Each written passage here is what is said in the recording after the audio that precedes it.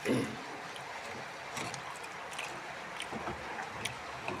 हेर्नुहोस् है साथी हजुरहरू हो, के गर्नु, पैसा जति एजेन्टलाई दिइहाले। अब काठमाडौँ बसेर काम के गर्ने। अब पहिलो सोच विचार पुऱ्याइन। हेर्नुहोस् त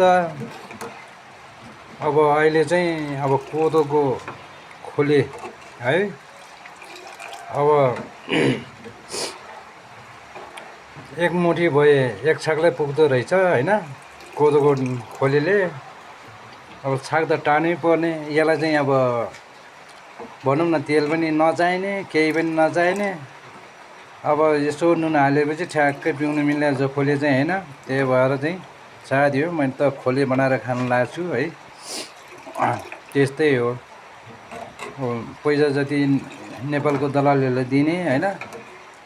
अब एजेन्टहरूलाई लैसक्यो। अब के गर्नु साथी हो, अब यसरी भातको मम्री खानुपर्ने छ। अब यो ढिँडो ओह्रालेको अब के गर्नु, मम्री भने कोडाएर खानुपर्ने भयो होइन।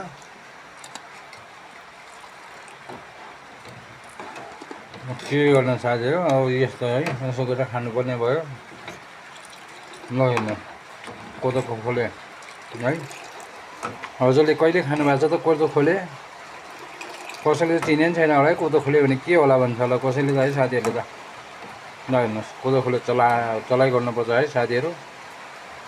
कोदो खोले खुवाउँदै पेट चाहिँ फुल्छ है फेरि कोदो खोलेले त, फेरि पेट हुन्छ। के गर्नु, बेलुका आठ बजिसक्यो साथी हो। अब छैन ऊ मम्री यसो कोटाएर खाएको छाक काटिरहेको छु है। अब जिन्दगी बिजोग छ साथी हो, बिजोग छ। बाहिर जाने भने अब म त यो काण्डोमा जान्छु भने फुत्ता हाम्मा खालि नहाल्नुहोस् है, विचार गर्नुहोस्। म तर पाल्छु एकजनालाई बुझाउनुहोस्। फेरि मेरै हालत होला है साथीहरू। फेरि हेर्नुहोस् यहाँ कोदो खोले बनाउँदा आइरहनु होला फेरि। के गर्नु, छाक त टार्नै पऱ्यो साथी हो होइन। विचार गर्नुहोस्।